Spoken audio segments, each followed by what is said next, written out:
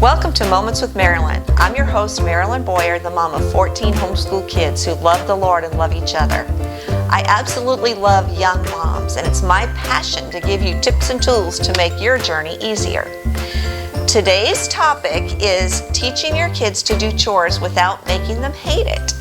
That's something we all would want to know. So, before we get started, let me remind you, you can access our podcasts on Apple Podcasts, Google Podcasts, our YouTube channel, our Facebook page, or wherever you choose to access your podcasts. So, how did I handle chore time? I'm going to give you some tips of things that I found helpful. And what I would do, summer is the time when I would assign new chores. And I wanted the school year to flow more naturally instead of having to teach the kids how to do the chores when we're trying to do school too. So what I did is I made a master list of everything that needed to be done in my house, all the chores that needed to be done. And in the summertime, I would evaluate who was best equipped or who had the maturity level to handle which chore. Sometimes it was me, what will mom do? Or sometimes it was the other kids. But each summer I would evaluate who is the best person to have this chore. And they would keep that chore for the entire school year, or chores. It was often more than one chore. But I would use the summer to train the kids how to do the chore. Because if you say, go clean the bathroom, your kids will do what they think is clean. You know, they'll clean it the way that they think is best. But unless you train them how you want it done, the tools that you want used, exactly how you would do it, they probably aren't going to please you the way that they do it. So use that time in the summer to train the kids in the chores. My goal was to have all my kids at some point go through all the chores, because our main goal is to equip our kids for life. And they need to know how to do all the chores that need to be done in a home. So my end goal was to train each child in each chore. But we broke it down into bite-sized bits, and we would train them for the chores that they would have for the next school year. And it kind of made it fun too, because they would change up the chores. You know, they would have a new chore for the next school year. It was a temptation just to keep them on the same chore. If somebody vacuums well, have that be their chore all the time. But it was so important for my kids to learn how to do the chores well. And let me just say, there's one of my kids was so distractible that he would have vacuuming as a chore. In our house with 14 kids, you had to vacuum every day. So that was his only chore for a year, because he was so distractible that it would be hard for him to focus what chore was a Monday chore, Tuesday chore, Wednesday chore. So for a whole year, his chore was vacuuming. When he got up in the morning, he knew, I need to vacuum.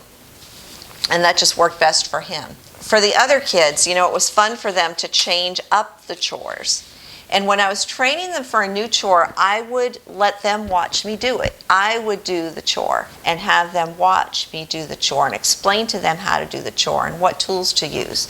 And then I would have them do the chore and watch them do it and say, oh, you know, we need to tweak it this way, you know, get in the corner better when you sweep or whatever. And I found that some kids needed more training. For instance, I had one daughter who was a very creative type. She could write stories. She was just extremely creative. She was a people person, but she didn't really see things that needed to be cleaned very well. So one year, dusting was her chore. And I would go around and I would find things that were not dusted. And at first I thought, she's just being disobedient. She wants to get out of doing this chore, so she's just doing the bare minimum. But then I realized, you know what? She just doesn't see what needs to be done. So for handwriting, I had her go room by room and make a list of everything in that room that needed to be dusted. And then when Tuesday came around, which was chore day for dusting, she would take her little check-off list and she would check off the things that needed to be dusted. She just needed more help. You'll find that some kids need more help. I had another daughter who saw things that happened before it happened. If you sat down, you were reading a book, and you got up to go to the bathroom, you came back, the book was put neatly on the bookshelf, she had been there. It came so naturally to her. She was kind of a clean freak, and she saw what needed to be done, and she did it without being asked. Kids are different, so you have to, give those ones that need more help. The ones that are more distractible, you might want to stick with the same chore every day for them for a year. And I say the same chore every day. What I did for most of the kids is I wrote down the chores that they would have for Monday, for Tuesday, Wednesday, Thursday, Friday, Saturday. And there were different chores each day. Except for that one distractible child, that 1 year, it helped him to stick with that one chore all year long. But, if the kids woke up and it was Wednesday, they knew this is my Wednesday chore, this is what I need to do. Evaluate what their maturity level is. And even little kids, I would give chores to, 2 and 3-year-olds. And yes, you might have to go back at another time and clean up after them to do it more thoroughly. But what you want to communicate is that we are a team. We are a family, we're a team, we're working together, and everyone is needed. We need all of you to chip in and do the chore that's assigned to you so that our home will run smoothly. So even the 2 and 3-year-olds, there are chores that they can do. And I'm giving you this week our freebie, an age-appropriate chore chart, and that might help you. Chores that 2 to 5-year-olds can do. Wall washing. I would give them a neutral cleaner and a cloth and let them clean walls. In our home there were lots of fingerprints on walls. Or cleaning the baseboards. Or cleaning doorknobs. Spray them and clean them. Feeding animals. Dusting the louver doors with a feather duster. They loved doing that. Or cleaning the leather furniture with leather wipes. Those are things that 2 to 5-year-olds can do. Then chores for 6 years and older. They can do dusting, vacuuming, sweeping, mopping, wiping tables and counters, washing dishes or loading the dishwasher, drying dishes.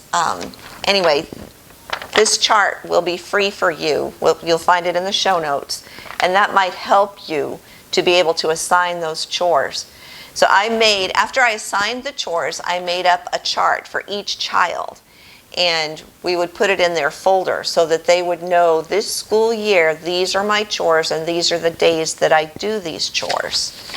And that just made it more orderly and more organized for them.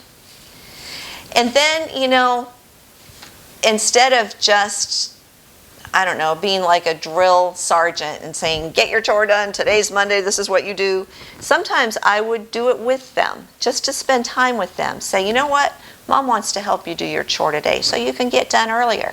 So I would help them clean the bathroom or help them sweep the floor, whatever their chore was. And also, if you can make it fun while they're doing their chore, often we would turn on an audio. I've told you about Uncle Rick audios. We've got lots of history selections, audiobooks. So we would turn on an audiobook and we'd listen to an audio about George Washington or Ben Franklin or Francis Marion while we did the chores. And yeah, it might have taken a little bit longer for the chore to get done because the kids were distracted listening to the interesting parts, but it was something to look forward to. Instead of just being dry and dull, they looked forward to listening to the audiobook while they did their chore. And we often would, if we folded laundry, at one point we had 16 people living in our home. That's a lot of laundry. So we would have a laundry folding day or several days. Pretty much did it every day, but we would turn on sometimes like a David Barton video and watch that while we were all folding laundry. So any way that you can find to make it a little bit more fun, so you're not just saying, all right, go get it done and being the drill sergeant and all that, it works so much better. Remember to praise your kids. Kids work so well for praise. Sometimes you have to correct them. And I remember times when I would call them back out of bed at night or, If they're sitting reading a book and you find out they didn't wipe the crumbs off the counter right, call them back and make them do it right. You know, part of obedience is cheerfully, immediately, and thoroughly. And if they didn't get it done thoroughly, you need to call them back and have them do that chore thoroughly. If you do that on a consistent basis, maybe when they're reading a book or doing something that they want to do, you call them back to do that chore right. They'll eventually do it right the first time, because they're going to know that I'm going to have to do it right anyway. Mom's going to call me back and make me do this right. So they'll eventually get through their head and they'll do it right the first time. But, you know, do it with them for fun. Find ways to make it fun. And praise them. They need more praise than correction. Sometimes you just need to praise their effort. If they're little and they can't do it quite the way you want it done and you need to go back and do it later when they're not watching, praise them anyway. Praise them for that effort, because it takes effort on their part. And one thing I would do is when they went to bed at night, when they were little especially, I would pray with them before I tucked them in at night. And if they had the chore of cleaning the counter off during the day, I would say, God, thank you that Kelly or whoever it was so diligent in cleaning the crumbs off the counter today. And I'd always kind of peek and you'd see the corner of their mouth turn up. You know, it does something to hear, it does something to their spirit to hear you mention their name in prayer. And it also helps them realize that God sees what they do. You know, God sees whether they do a good job or not. So that's so important. And you want to teach them those character qualities too, like a thoroughness. I know in Character Trails, the book that we wrote, we have a story about thoroughness, an everyday life story. And my grandson Luke, we actually used to have a part in that story. Well, he called me one day after that book came out and he said, Nana, I want to thank you for writing Character Trails. He said, Daddy told me to clean my room and I did what I thought was good enough. And then I remembered Character Trails. I remembered that I needed to be thorough. So I went back and I did it thoroughly. You know, that's what we want to do. We want to train our kids how to properly do a chore, how to use their character quality of thoroughness or diligence to apply that to their everyday life, to even doing their chores. And praise is your friend. You know, you want to praise them. If you praise them when they do right or when they attempt to do right, they will take your criticisms a lot better. And criticism's the wrong word. You know, you want to help them learn to do things better, but you don't want to be critical of their work. You want to just show them a better way to do it. And be careful that you don't expect more of your kids than you expect of yourself.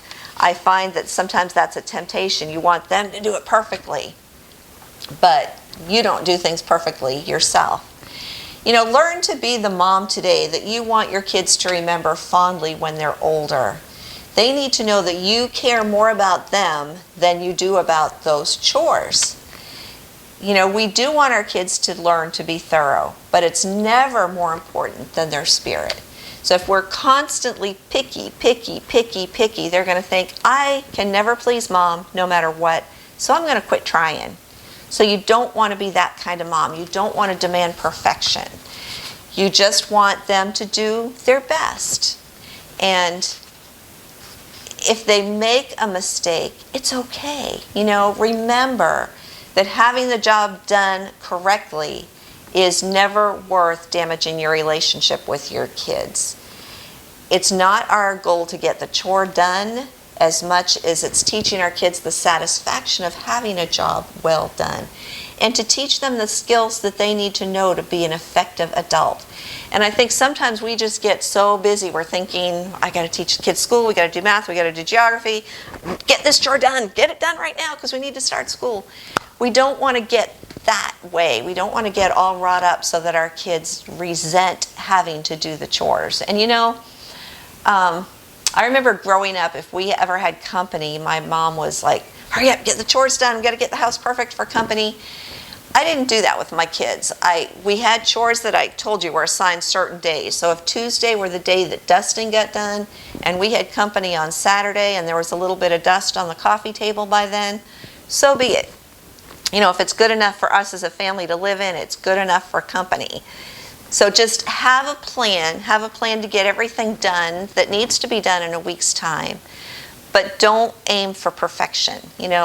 When you're raising kids, you can't have a house beautiful. That verse where the ox are, the manger, where there are no ox, the manger is clean. We've got children. Children are messy. And expect that things are not going to be perfect. Kind of relax a little bit on your expectations. And create the kind of atmosphere in your home that your kids want to be there. They want to be around you. When you can make it fun for them, do it, because your attitude has so much to do with your kids' attitude. Mom kind of sets the tone for the home. And if you're happy and you're cheerful and you don't get all upset when they spill lemonade all over the floor, you're creating an atmosphere that is going to cultivate your kids growing into the people God wants them to be.